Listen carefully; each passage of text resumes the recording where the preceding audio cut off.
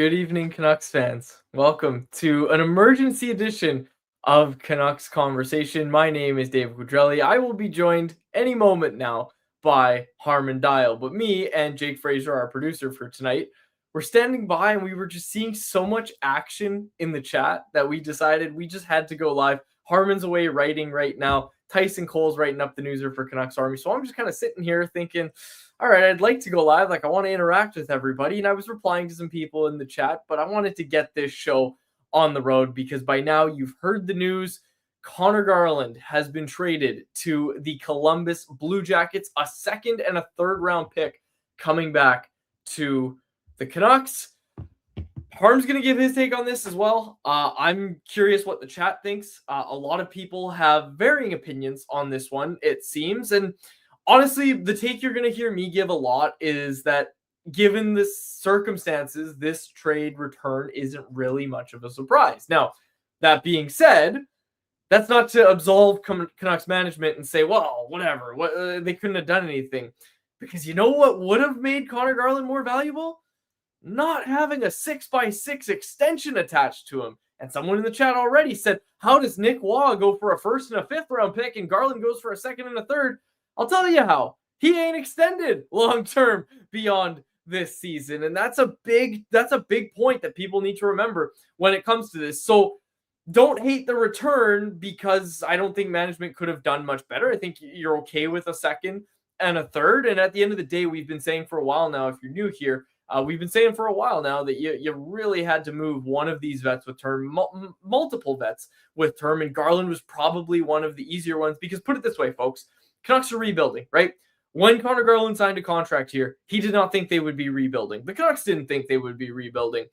Doesn't have any trade protection right now and has made no indication to his credit. And we'll talk about Garland, the person, and looking back on his time a little bit later, but has made no indication that he doesn't want to be here for the rebuild. The nightmare scenario that the Canucks could not risk, given how asset poor they are as a team that's heading into this rebuild, they could not risk going into next year and by the trade deadline, Garland says, you know what, I've actually changed my mind. I'd like to be traded. And then all of a sudden you're trying to trade a guy with 5.5 years. And even if it didn't happen next year, maybe in 2 years, and all of a sudden you're still trying to trade a guy with 4 years. And again, a full no move clause. That's the real sticking point here. Now, I don't know the behind the scenes of if the Canucks worked with Garland like they worked with Quinn Hughes to say, hey, do you want to go to Columbus? Sometimes teams will do right by a player and say, look, we extended you. We know you don't have any trade protection right now, and we could trade you wherever, but are you okay with going to Columbus? That's going to be something I'm interested to hear. Garland's going to speak at some point. Obviously, Patrick Allvin's going to speak tomorrow after the deadline at noon, and he'll be asked about that. We'll be live at 2 o'clock tomorrow Pacific. We'll break all of that down, and we'll have reaction from Allvin's press conference and really the Canucks' whole deadline in its entirety. Let's bring in Harmon now. Harmon Dial's here as well. And someone in the chat, see, this is why it's nice to have the chat here, because I don't have my phone on me.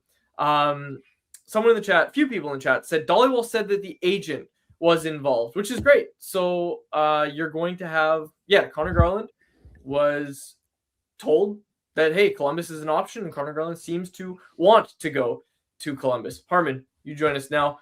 Your initial reaction to the trade, I know you weren't here, but what I basically just said is it's a fine return, but not absolving management, because if he didn't have a big extension attached to him, this would have been a first-round pick. Yeah, I tend to agree with that sentiment. I think the number of teams that would have been interested in Garland as a pure rental would have been greater, right? I think about teams like the Dallas Stars that need top 9 help, but they can't afford to take on salary beyond the season because they've got to deal with Jason Robertson's extension this coming year, and there's just no way they could fit in Garland 6x6. With that said, if you look at the trade in a vacuum, it was important for the Canucks to get off of this contract, and it just wasn't aligned with the direction of this team, with how long this rebuild is going to take. And ultimately, for the Canucks to find an exit on it now and get ahead of it, they avoid a potential scenario where they're stuck with him on a no movement clause as well. This is a move they had to make. So yeah, we can all look at the return and say it's a little bit light, where you would have maybe been hoping for a little bit more. But I think with that contract, and most importantly, also just as an undersized winger at his age, it just doesn't fit the type of profile, player type, contract type that you're gonna get a bidding war for. That's why earlier this week, when you asked me, what do you think the trade return for Conor Garland move would look like, I told you I don't think he's going to be able to fetch you a first round pick. If he does, great. But realistically, I was thinking second round pick and a B prospect. Well, instead of the B prospect, you got a third round pick. And especially in this trade, the Canucks didn't take salary back, which would have been one mechanism to perhaps juice the return. It's what, for example, the Blackhawks did, where a lot of people will say, oh, the Blackhawks got a first round pick for Jason Dickinson. And that's not entirely accurate. They got a first round pick for Dickinson and taking Mangiapane's contract back. Whereas in this case for the Canucks, you clear out the full salary, you get the full cap flexibility, you open up a contract slot as well. Ultimately, again, it's not a return that you're necessarily excited about, but I think it's a move the Canucks had to make ahead of July 1st when his NMC was going to kick in. Yeah, exactly. When we started to see stuff earlier in the evening of, oh, this might be something they revisit in the summer, it's like you've kicked that can, and just in general, right? With the moves that we kind of said this team needs to make, they've kicked that can pretty far down the road, and I'm not sure how much further they could have kicked this one. So, a trade that they had to make, they made it, and you're fine with that. I think that return, and again, if you're gonna get upset and criticize management, it should be that they extended him, because that's what caused this return to be so light. Yeah, and again, in fairness though, it probably hurt the return, but even I'm trying to think this through. Even if Garland was a pure rental, how much more than a first round pick do you think you would have gotten? And not much more, but and so that's where a first versus a second and a third, it's Columbus is too. There's a difference, but it's not a significant one. So I'm not gonna. Yeah, you would have preferred dealing Garland as a pure rental, but I'm also not going to sit here and say that you would have necessarily gotten way more, especially because you look at the types of players that GMs usually overpay for at the deadline.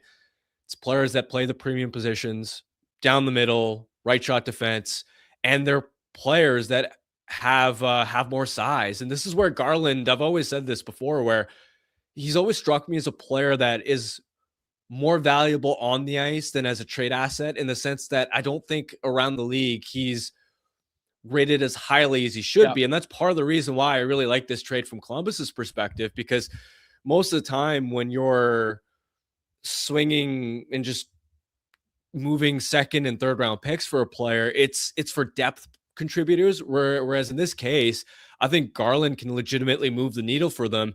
And in the case of the Blue Jackets, where they aren't exactly a top-notch free agent destination, and where there is some urgency to win now, especially to entice Zach Werenski to eventually extend, it gives them a significant boost, especially in light of Mason Marchment getting hurt tonight, without having to give up a first-round pick or any of their meaningful prospects. We got a couple super chats here. Our super chat charity partner all season long and on our emergency episodes is the BC Mental Health Foundation. If you want to make sure your question or comment gets on the show, hit us with a super chat. Proceeds from our super chat go to the BC Mental Health Foundation, changing the face of mental health and addiction by supporting breakthroughs in care, public understanding, research, and knowledge exchange. We've got a couple here. One is from Condones, regular listener of the show. He said, I see the Canucks getting all those draft picks, which is good, but what can they do with all this cap space? Other people in the chat, we saw someone saying Patrick Laine to the Canucks tomorrow, talking about the idea of taking back a bad contract. Again, we were talking about it today earlier on the show when it came to talking about that Jason Dickinson trade where Andrew Mangiapane goes back the other way, juices the return. Can the Canucks do that with some extra cap space that they've got now? They should be aggressive about exploring those opportunities. I think it's of course difficult because you look at a player like Warren Foegele, and among the distressed assets around the league, he's probably the one that I figured, all right, LA's going to be able to get a positive value return from anyway, but I was surprised that they were able to get a second round pick for him. This is a player that had been a healthy scratch at times And I figured, all right, LA probably get like a 4th or 5th round pick for him. The fact that they got a 2nd round pick from the Ottawa Senators for him shows you sometimes that, like, depending on the player, even if it's a difficult spot, sometimes there's appetite for and desire for that type of player. I agree. Look, if it's the case where a team like the Canadiens is trying to open up cap room to make a move for a center or some other kind of upgrade, line A is, because of how much his stock has fallen, he's the type of player that I think you'd actually have to give up a sweetener to offload, and that's definitely the kind of opportunity the Canucks should be looking after. But even when I look at like a Ryan Strome, I think there's enough cachet there where I don't think that the Ducks are going to have to give up a pick to move off of him. And so the opportunities to do that, I think, are dwindling a little bit, if I'm honest. Second super chat. This one from Canucks fan. Good name. Canucks fan 9420 in the chat. Here's a theory. Alvin and Rutherford are collecting draft picks as trade bargains in order to draft the Ruck twins later on in the draft to play with whatever top 3 pick they get. I like it. It's nighttime. People are writing straight up fan fiction in the YouTube chat. I love it. And in all seriousness, they're collecting these draft picks, and note the years on these picks that they're getting later in the year. Later years. You're thinking that this is currency, right? That eventually. Okay, let's put it this way, Harm. And Jacob, if you could pull up the number of draft picks that the Canucks now have, courtesy of our friends over at Puckpedia, and we look at it, you see a lot of them in later years. Like if I asked you today, and I know it's March 5th and they just made this trade, but if I ask you how many of these picks do you think the Canucks are actually going to use to draft players, like what would your answer be? Because I don't think I would say it's like probably under 80%. I think at some point they're going to accelerate out of this. And I'm not even saying like that in a critical way. I just think maybe by, I don't know, 2028, they say, you know what, we'd like to move one of these 2nd round picks or one of these 3rd round picks to go get a young guy we like. You think of what the Habs did, right? Kirby Dach, and I know it didn't necessarily work out, but they gave up a 1st and a 3rd to go get him. And at some point, you kind of accelerate out of it. And when you have a ton of assets, you're able to do that. Now, I'm not saying that's what the Canucks should do right now. I'm just saying they're getting these picks for down the line, and I don't think they're going to be using them to draft players, is what I'm saying.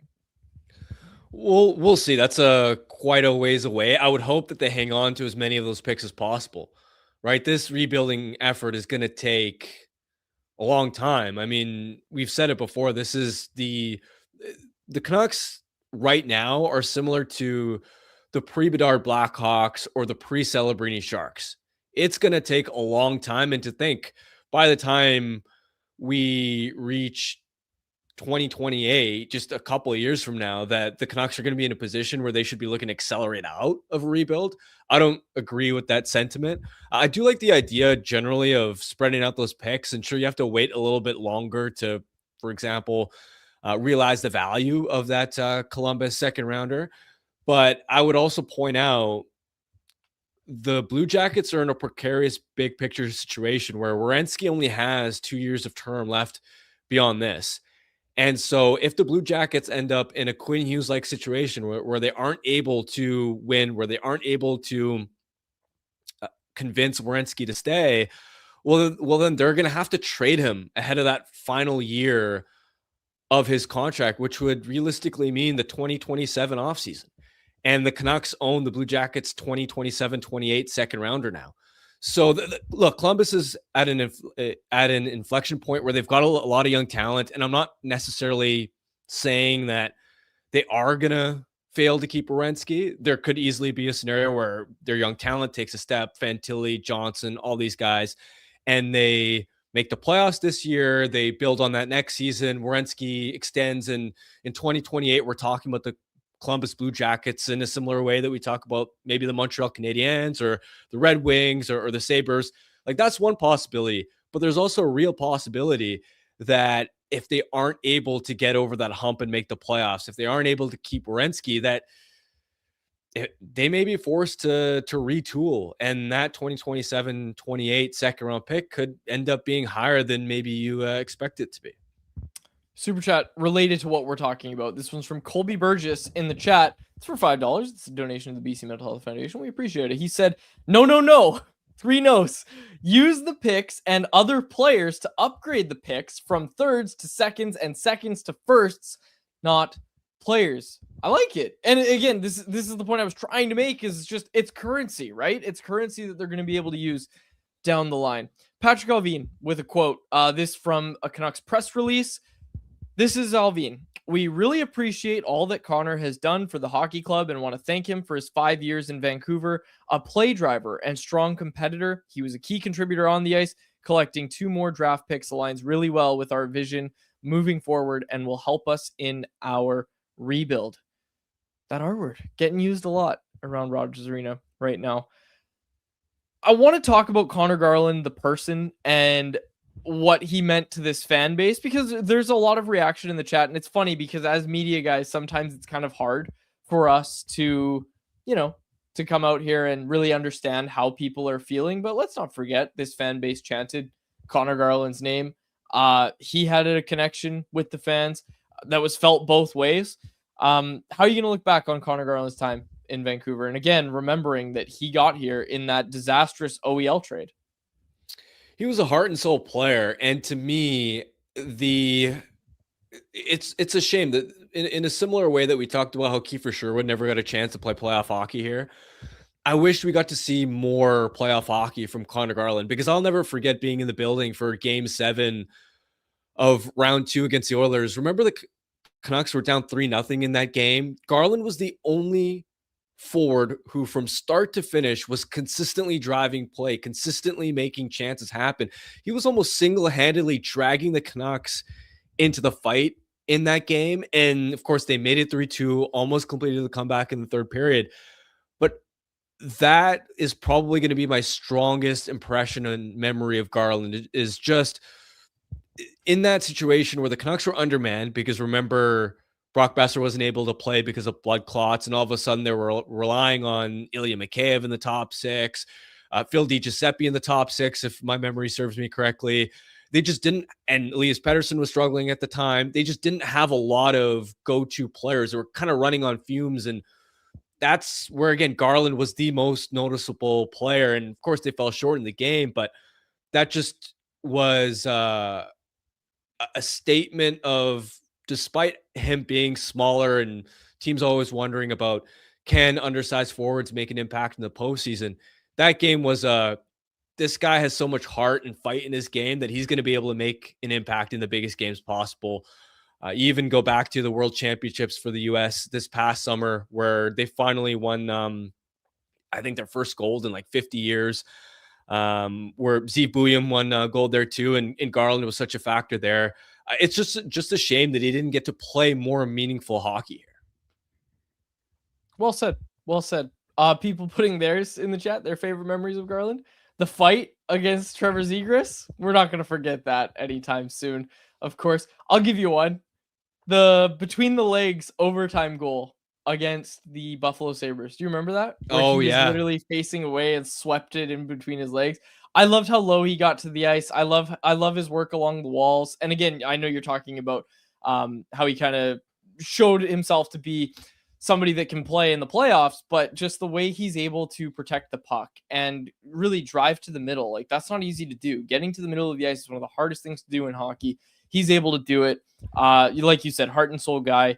Canucks losing a good player. But it's the nature of the business, and you're rebuilding. You're a rebuilding team. You had to make this trade. That was the only option for the Canucks. It's kind of crooked to look back to the 23-24 season and realize that Garland that year had a plus 25 goal differential at 5-on-5 on that third line, which I think was arguably the best third line in the NHL that year. They controlled almost 60% of scoring chances, which is almost unheard of at 5-on-5. And crucially, he did it without players that are actually top 9 caliber. Like, I think quite clearly with Dakota Joshua, right now we know, especially seeing how difficult of a year he's had in Toronto, that he really wasn't actually a top 9 player. He was just a fourth liner that Garland made look like a top 9 player. And same thing with Teddy Bluger. Teddy Bluger is a very serviceable, very solid fourth line center. Conor Garland made Bluger look like a competent third line center. He took a couple of like journeyman players essentially and was driving, again, arguably the best third line in the NHL. And that year he ranked 23rd among all NHL forwards in points scored per 60 minutes at 5-on-5. I'm excited to see what he can do in Columbus, where they've got the playoff push going. They need help because of Marchment's injury, and once he has more talent around him again as well. People are asking us questions about tomorrow. We did a trade deadline preview show earlier today, and honestly, not much has changed with this Garland thing. You can still go watch that show, and a lot of it will still be relevant. We touched on a lot of the UFAs, which is who a lot of people are asking us about right now. People are wondering if Jake DeBrusk could be out the door as well tomorrow. Man, it would be a pretty good deadline, I think, for the Canucks if they're able to trade 2 of their guys with term, right? Like, I think when we looked at, and funny enough, Harm, I wrote it down on today's show so I can pull it up. People might see this whiteboard behind me. And for those on the podcast, I'll read it to you. We went over what would equate to a disastrous trade deadline for the Canucks. And we said, if all of these things happen,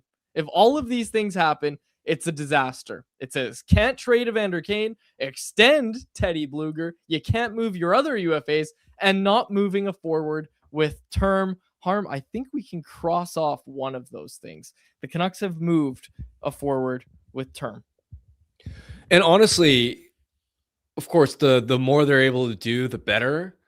But you've reached a point now where between Garland and Myers, you've done enough lifting, at least ahead of the deadline, in terms of the vets that had term beyond the season, to where if you're now able to monetize Bluger and at least one of Kane or Kampf, then I think that would constitute a pretty, for sure, a pretty good trade deadline for the Vancouver Canucks.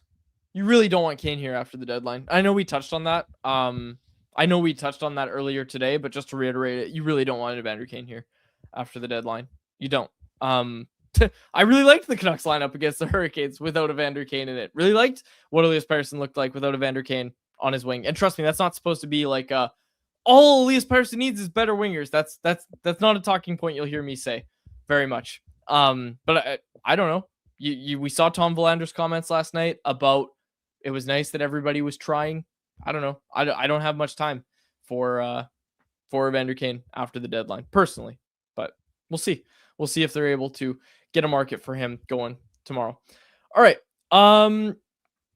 Key as well in all of these deals, Sherwood, Myers, Garland, I like that they're targeting draft picks, right? Just getting the pure currency rather than chasing a 21-year-old prospect that's had an up and down trajectory since being drafted, or a 23 or 24-year-old reclamation project and wanting to acquire that player because you think he's going to help your team quicker, help your NHL lineup sooner.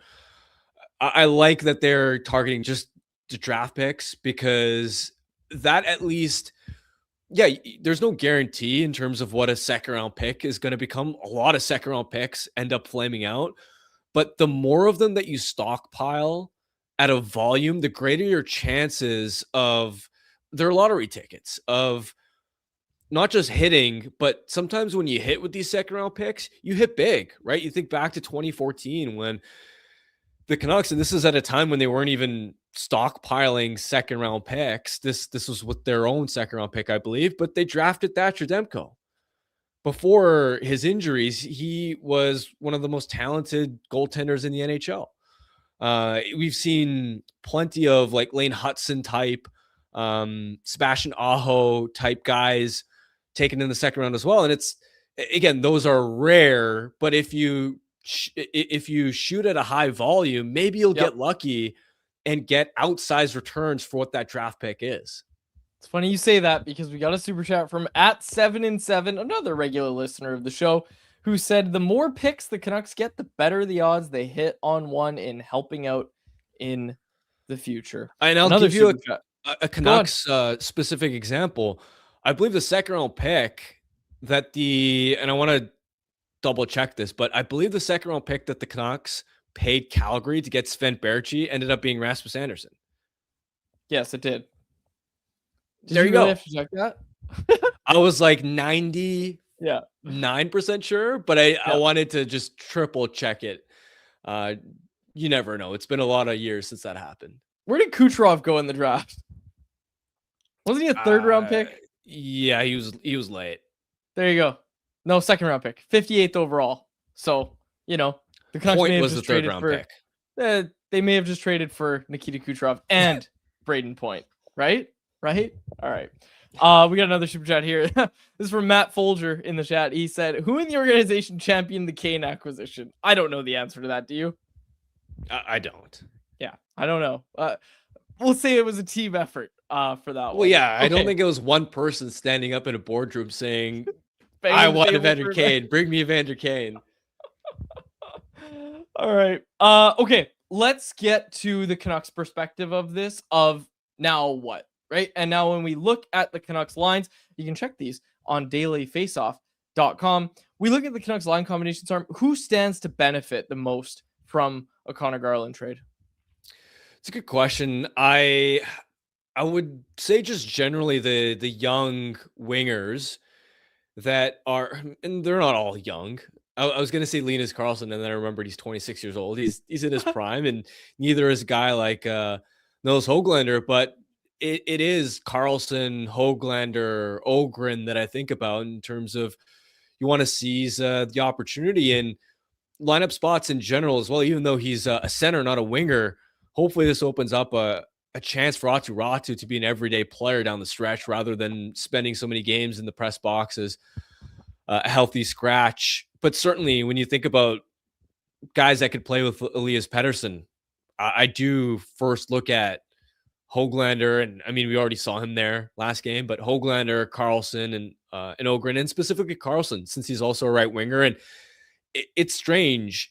They signed him to the extension, and then they began burying him down the lineup on the fourth line, where I've actually thought that he's been decent in flashes with Pettersson. So Carlson specifically, after being buried on the fourth line for a while, I'm hopeful he can get more reps in a top six role. And you bring up Aatu Räty, and I think that's a name that people in the chat are saying, like, for the love of God, play Aatu Räty is what Nick Pocek said. Again, like you mentioned, he's a center.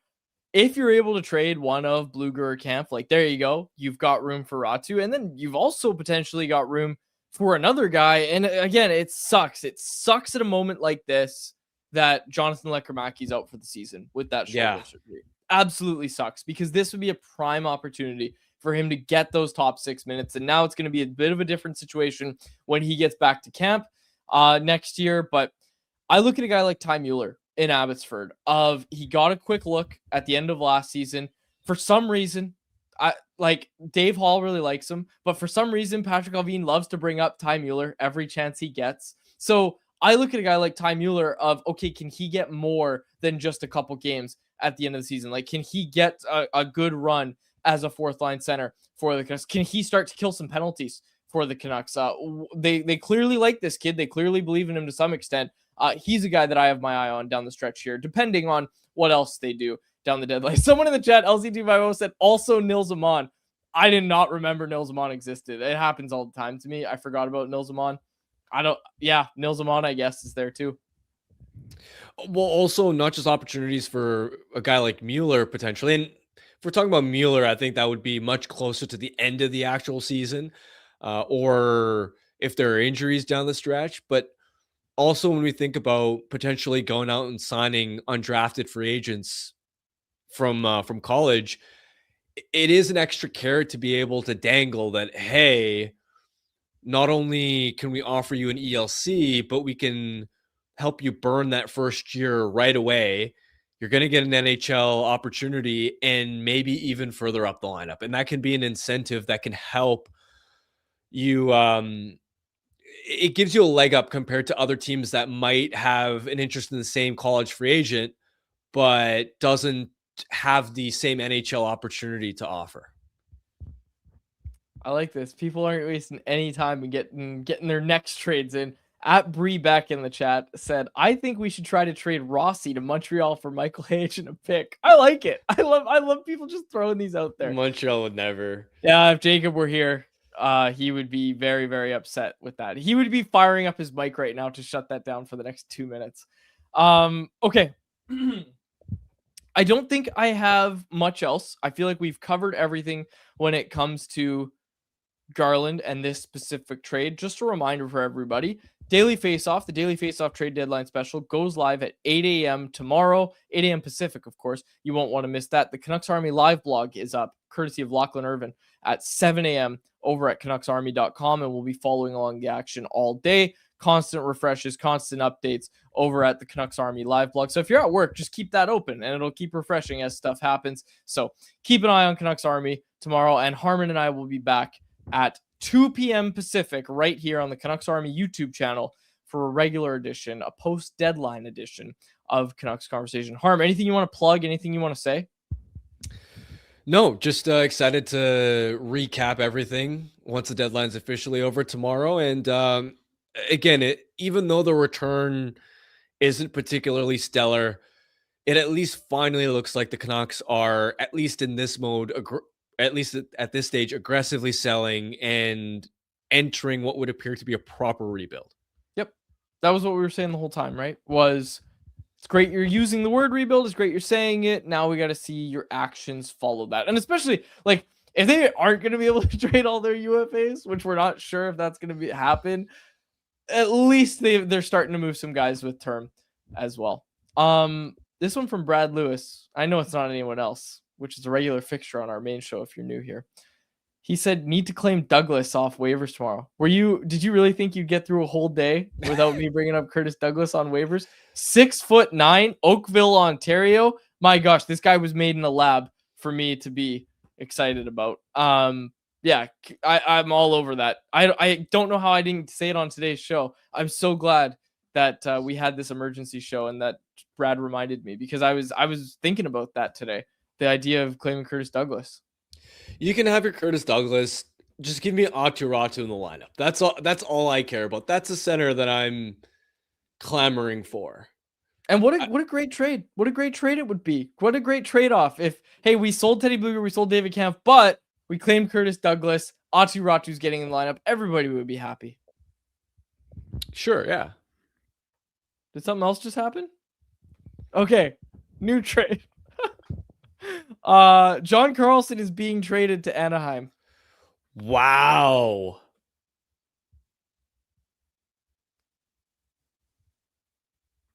Huh. And also, Michael Bublé is kicking Conor Garland on the way out for some reason. He commented 26 points minus 15. I'll take it. Good luck, Connor. And okay, sorry. Quick Twitter interaction. Rob Williams tweeted that comment from Bublé, and Drance retweeted it or quote tweeted it and said, in fairness, Michael Bublé is happy with every Canucks move, which is true. Carlson move is surprising. I guess it's not entirely out of left field because... Wait till you hear the return. Sorry to cut you off. Yeah. I don't know if this is accurate. No, it's not accurate. Someone's getting me in the chat. No, sorry. No, see, I almost got baited. Go on. Sorry. Has someone verified that the Carlson Anaheim thing is real? That is real. I'm looking at the Friedman tweet. That's real. Yeah. But I think it was Pierre LeBrun that a few days ago was floating Carlson as hey, this could be an unexpected name that we're not talking about. But just because he's been a legacy player there for so long, I didn't expect it to actually happen. And it's interesting because the Ducks needed extra help on the blue line. I didn't necessarily feel that a puck mover was what they needed, but hey, picking up another veteran for a young Ducks team that's going to the playoffs, that's fun. they get a conditional first in either 2026 or 2027 and a 2027 third. Yeah, I understand why Washington did it now. Carlson's getting up there in age. They probably weren't going to re-sign him, especially because Jacob Chikrin's emerged as their go-to offensive driver. Yeah, Carlson's 36 years old right now, still producing a lot of points, right? He's got 46 points in 55 games. It's an interesting one. I'm curious to see how much he actually moves the needle for Anaheim. We know what he can do offensively, but last year in the second round against the Hurricanes, I thought his lack of foot speed It was was an apparent. issue at times defensively. So it's a steep price to pay for Anaheim, but it's fun. Give me all the activity, give me all the chaos. I'm here for it. Super chat from Doodle Hockey in the chat. He said, "Thank you for all the great work, guys. Love it." Yeah, no, I'm happy to be here in my pajamas doing an emergency show. It's seriously, it's fun. Those are your pajamas? I thought that was a dress shirt. I thought it was a dress shirt. No, it's my striped pajamas. It's my PJs. Oh, they had collars, so yeah. Well, I'm a classy guy. I wish I had a nightcap. That was what I would really like. Like Scrooge, or what's his name? Yeah, Scrooge. That's it. All right. The only question I have about Washington, we'll again, we're not. This is the Conor Garland emergency episode. We're going to talk too much about the Capitals, but when they made the trade earlier today, getting rid of Nick Dowd, another guy who's liked in that locker room, hasn't been there as long as John Carlson. I saw some stuff on Twitter today about like, how are they going to react to that? How the team presumably isn't going to be too happy about that. They're not all that far out from a playoff spot, and they're selling off. Yeah, and the Ducks' first round pick, I'm curious what the conditions are, but we'll see. The Ducks aren't established. They're going to make the playoffs this year. I'm fairly confident about that, but they're not an established cup contender where even if they do make the postseason, if Vegas still ends up winning the division, which Anaheim, like that's not locked. That's not a guarantee. That's not baked in. But if Vegas wins the division, Anaheim potentially gets knocked out in round one. That could end up being that's going to be more valuable than a first round pick in the late 20s, for example, if it ends up being in the late teens instead. And then 27 as well, if it defers over to next year. The Ducks are young, but young teams can also be a little bit volatile, just like the Senators finally broke through last year, but this year, because of goaltending, they're long shots to make the playoffs. I'm not going to completely write them off yet. But the point being, the first round pick that the Ducks are surrendering is likely more valuable than a first round pick from a team like Colorado or like Vegas, or pick your bona fide Stanley Cup contender. Yep, for sure. Walk with a super chat. I know we tried to close this out. We can't. Walk with a super chat, and it's got a lot of likes, which is funny. In all caps, trade Hronek now. We touched on this on today's show. There's a market for number one defenseman, for top pairing defenseman, and that is certainly what Hronek is. He plays the right side as well. Look, like Buffalo had to pivot from Colton Parayko to Luke Schenn and Logan Stanley. There's a market out there. Yeah, and I know people will bring up the no movement clause, and yeah, of course the player has to be on board with it, but and maybe this is a conversation for another day. However, we saw with the Tyler Myers example. Do you think Tyler Myers actually wanted to move?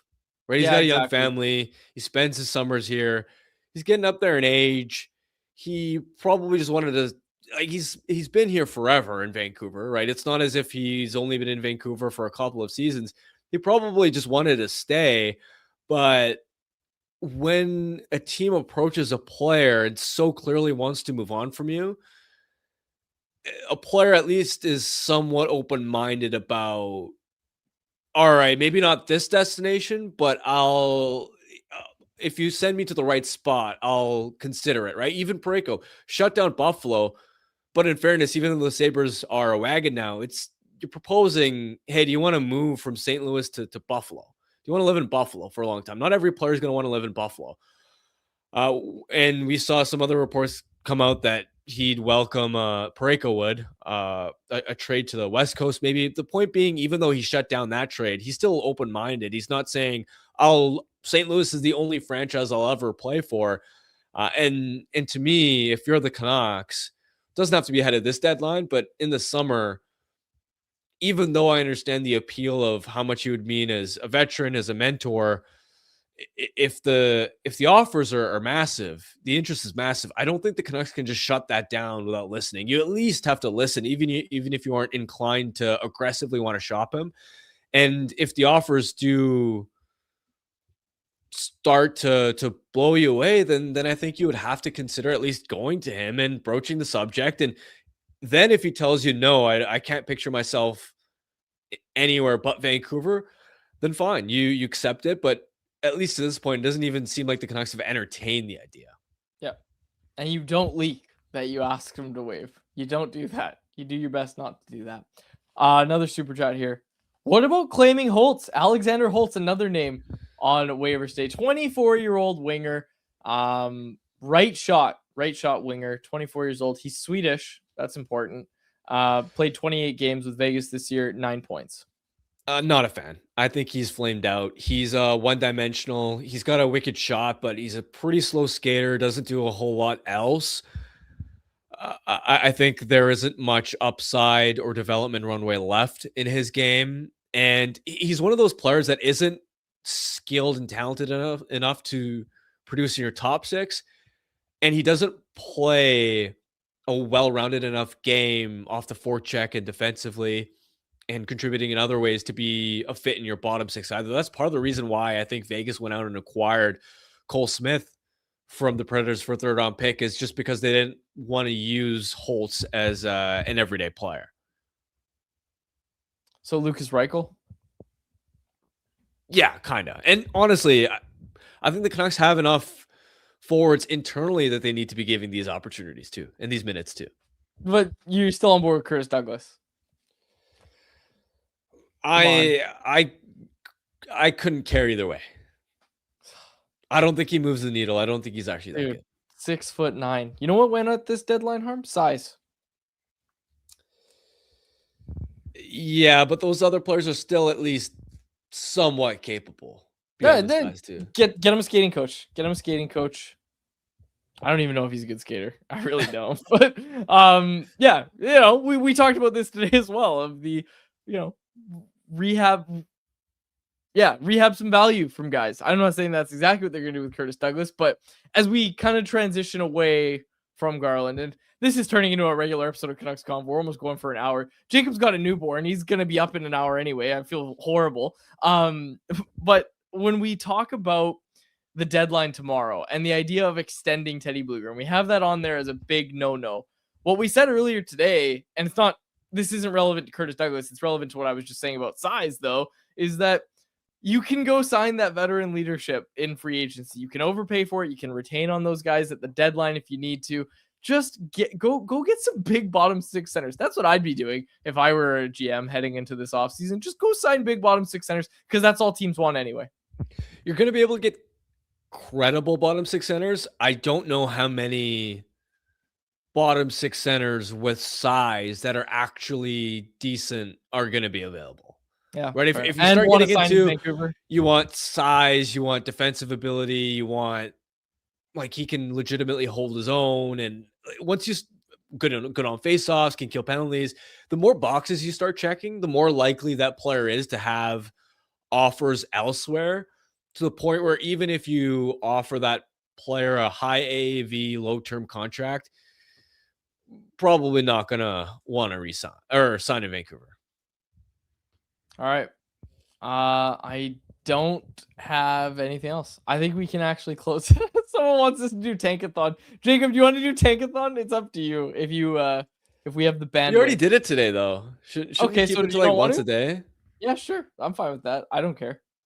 I don't want to do it at all. So whatever you want. If you guys want, I can do it. Just give me a couple minutes to get it ready. Arm, do you want it? No. We're on a good note. We're on a positive. Every time we run this damn Tankathon, they end up with the third pick, and so let's not end it on a bad note. All right. Great. Well, we'll do it tomorrow. All right, folks. We will close it out there. Thank you so much for spending your evening with us. I got my pajamas on. We're heading to bed. We'll be up early tomorrow. Like I said, I already ran through all of our coverage tomorrow. Harm, anything you want to plug over the Athletic or anything you're doing? Just continue to wrote a quick trade grades piece off the Garland trade from both What'd you give it? Vancouver. I give it a B. I Nice. gave it a B for Vancouver, and I gave it an A minus for Columbus. Maybe the more I think about it, would have leaned a little toward a B plus for Columbus. But the point being, it's solid for the Canucks, and again, I actually do like the move for Columbus as a way to add a difference maker with term beyond this season without breaking the bank. All right. Good stuff. We'll close it out there. Thanks for joining us for an emergency edition of Canucks Conversation, folks. My name is Dave Quadrelli. My co-host is Harmon Dial, and our technical producer tonight was Jake Frazier. We'll see you all tomorrow, folks. Have a good night. Canucks Conversation is live Monday through Friday, every weekday at 2 p.m. over on the Canucks Army YouTube channel. Make sure you like, subscribe, and interact in the YouTube live chat every day with us, folks.